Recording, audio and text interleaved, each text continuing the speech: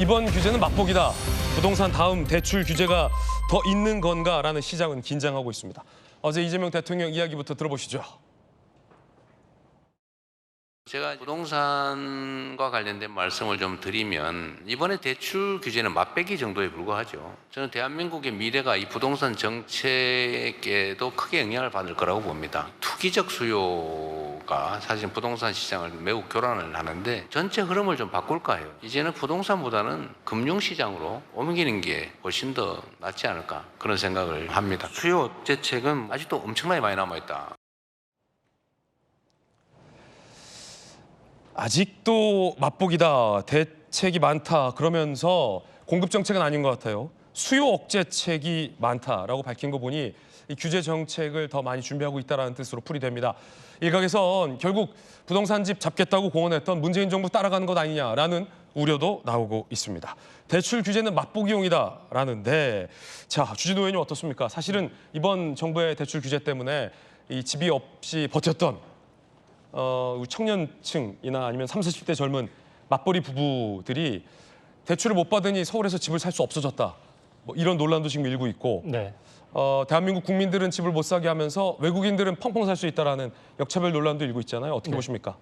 일단 이번 대출 규제에 있어서 가장 직격탄을 누가 맞았는지를 살펴볼 필요가 있습니다. 사실 강남 아파트는 지금 집값도 많이 올랐고 사실 현금 부자들도 많아서 저 대출 규제 가지고 강남 집값을 한 번에 잡을 수 있느냐 이 점은 다 의문을 표시하고 있거든요. 반면에 다른 지역 같은 경우에는 실제 청년들이나 신혼부부나 또 무주택자 같은 경우에 처음 집을 사기 위해서 나름의 대출 계획을 마련하고 거기에 따라서 실거주용으로 부동산을 사려고 했는데 네. 느닷없이 갑자기 이런 강력한 규제 대책이 나오니까 사실은 많은 사람들이 예측 못했던 손해를 보고 있는 상황이고요.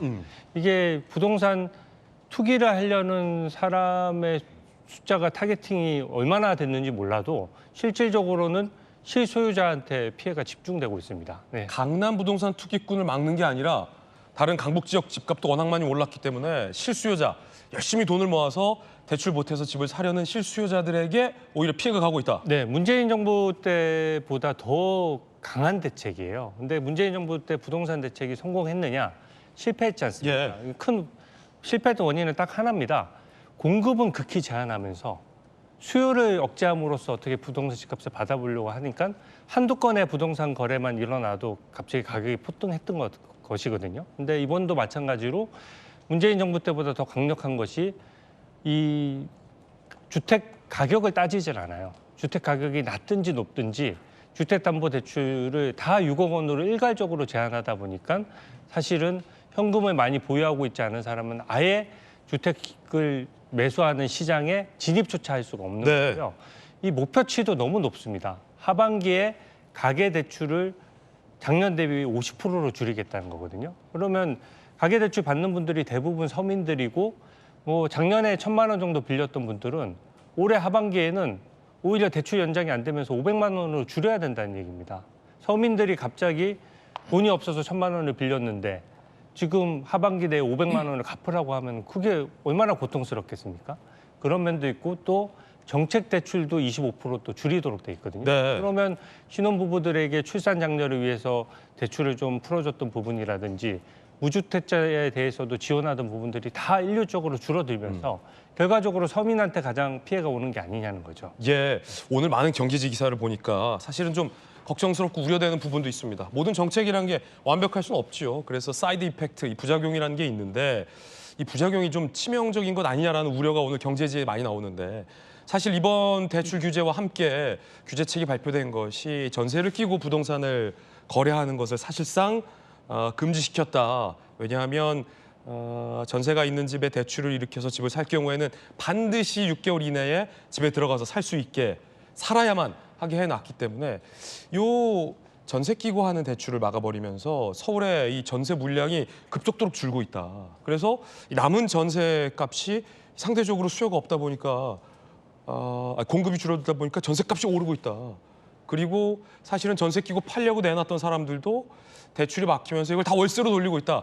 사실은 이 전세 제도가 서민들의 안정적인 주거를 위해서는 필수적인데 전세가 지금 씨가 마르고 있다라는 부작용도 오늘 제기되고 있어 좀 걱정스러운 부분도 있어요. 어떻게 보십니까? 근데 이 부동산 대출 규제 정책이 6월 27일 날 네네. 발표가 됐어요. 그래서 대출 규제도 그 6월 27일 기점으로 해서 지금 그 계약 대금의 뭐 10% 납부하고 계약서가 있어야 되고 이제 이런 굉장히 단호한 어떤 대책이 나왔는데 사실은 이게 놓고 보면 그 성동이나 마포 지역 지금 한강벨트 중에서도 급등하는 그 지역을 타겟인 것 같아요. 그래서 조금 약간은 조정 국면에 들어간 것 같다고 다들 보고 있고요. 급한 불은 껐다. 껐다. 한 일주일 정도 됐잖아요, 네네. 지금. 그런데 이제 이게 문제는 뭐냐면은 그 지점들이 무너졌을 경우에는 소위 노도강이라고 하는 노원, 도봉, 강북, 그다음에 이제 경기 인천 지역까지 그 풍선 효과가 간다는 거죠. 그래서 적어도 이 지역만큼은 사수를 해야만 일단 급한 불을 꺼야만 그다음에 이제 그 효과가 나타날 수 있다. 네. 이렇게 보고 있는 거라서 사실은 수요 억제, 대출 규제를 통한 수요 억제 플러스 이제 공급에 대한 대책이 나와야 되는데 사실은 어제는 공급에 대해서 대책이 아주 디테일하게 나오진 않았어요. 네. 대통령의 어떤 설명 중에서도 사기 신도시는 일단 생각하지 않고 있다. 기존 신도시 빨리빨리 용적률 높여서 진척이 되도록 하겠다. 이제 이렇게 설명을 했는데 이 과정에서 사실 그 선의 피해자도 나올 수 있는 거고 특히 청년층이나 신혼부부들 이제 이 대출을 온라인으로는 안 된다는 거예요. 그렇죠. 그러니까 가서 대면을 하고 해야만 또 이제 그 계약서가 있는 사람들도 그래야 하기 때문에 사실 불이의 일격을 받은 사람들도 있기 때문에 네. 물론 선의 피해자도 있겠습니다만은 저는 일단은 급한 불을 끄는 게 중요하고 좀 크게 봐서 매크로하게 봤을 때 이 정책에 대해서 그리고 이후에 후속 조치들이 조금 나와줘야겠죠. 네네. 그 공급 대책이랄지 이어지는 대책이 실제로 선의 피해자가 얼마나 되는지 또 얼마나 타격감이 있고 이런 부분들에 대해서도 보완책이 조금 나와줘야 될 것 같고요. 공급책 같은 것도 공급 정책도 좀 구체적인 것들이 좀 네. 나와야 될 것 같은데 국토부 장관이 지금 아직 지명이 안 됐는데 그 후속 인사도 빨리 돼야 될 것 같고요. 동시에 지금 문재인 정부 때서는 사실 세금으로 이거를 조금 억제해 보려고 했지만 결과적으로 실패하고 말았잖아요. 그래서 아직 뭐 양도세니 보유세니 이런 얘기까지 나오고 있지는 않지만 어제 대통령의 수요 억제 정책은 앞으로도 많다. 아직은 맛백이다. 이렇게 얘기를 했기 때문에 이걸로도 진정 국면이 계속되지 않는다면 또 추가적인 뭐가 나올 수 있겠습니다만은 일단 이 대출 규제 정책의 효과는 2개월에서 한 6개월 정도 길게는 전문가들이 보고 있기 때문에 그 사이에 저는 뭔가 추가적인 보완책이 나와줘야 된다. 네. 그렇지 않으면 조금 서민들이 힘들어질 수도 있겠죠. 그렇군요. 가장 큰 논란은 역차별 논란입니다.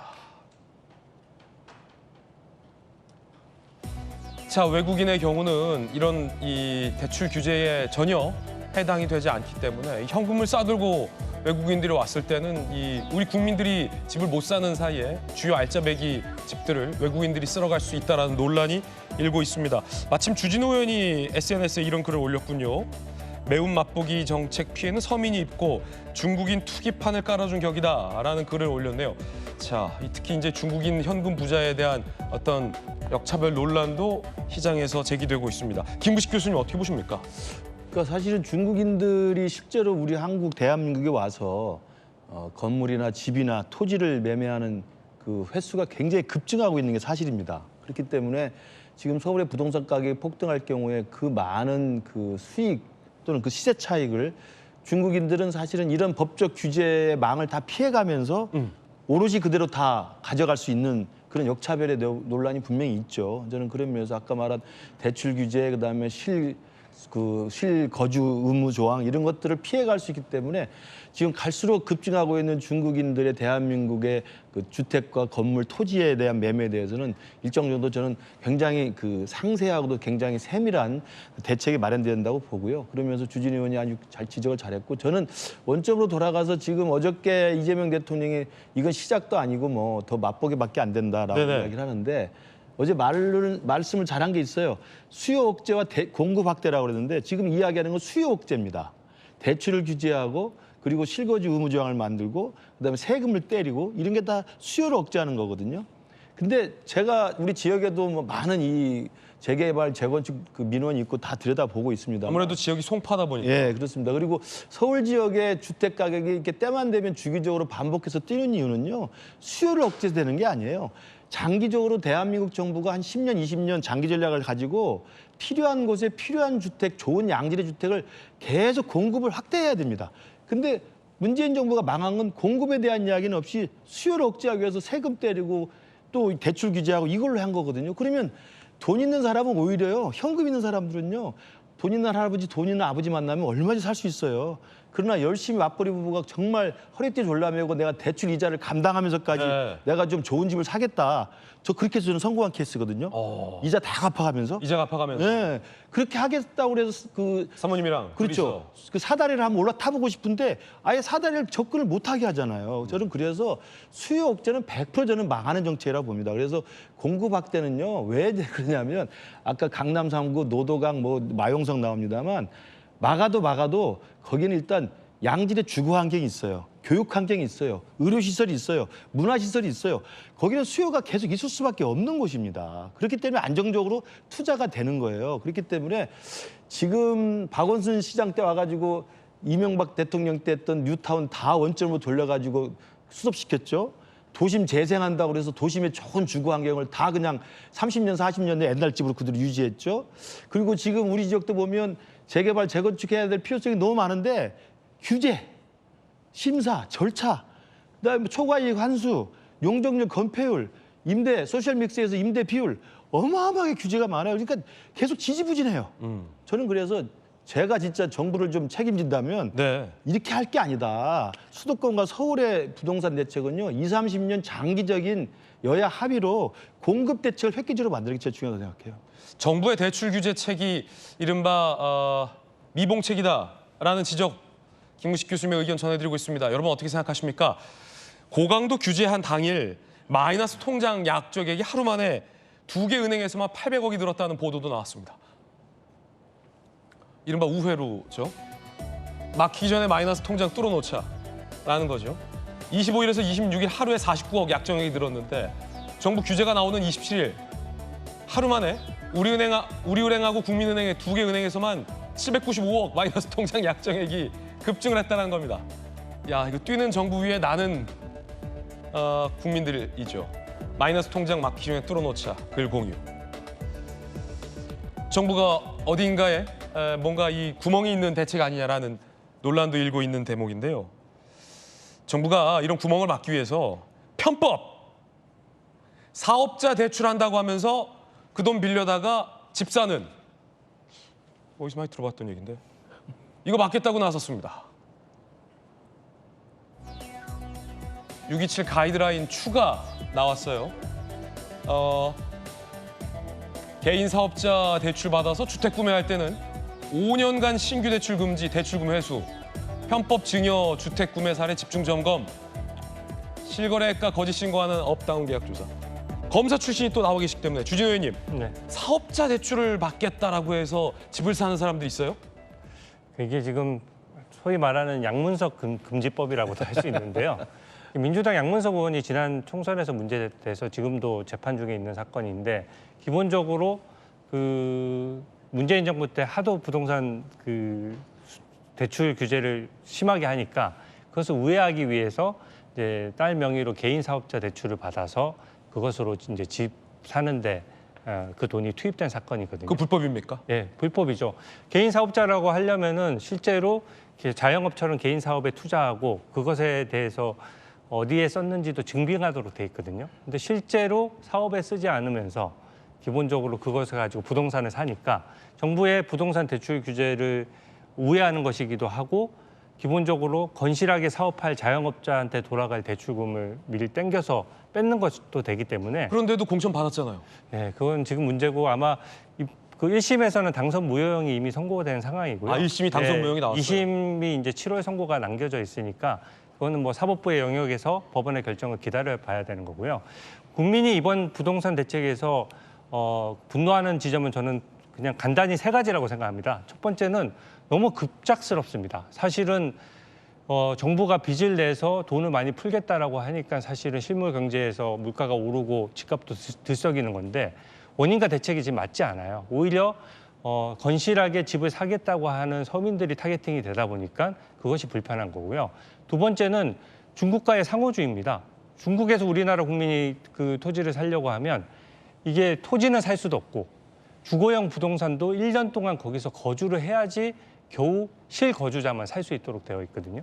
근데 지금 우리는 대출 규제도 받고 온갖 규제를 다 받는데 중국인은 아무 규제도 안 받으니까 실제 외국인 부동산 매수세의 3분의 2가 지금 현재 중국인이고 또 그 중국인이 사는 곳을 분석해 보니까 전부 다 수도권이에요. 서울하고 인천, 경기에 몰려 있습니다. 그러니까 이게 지금 투기 자금적인 성격이 있는 것이고요.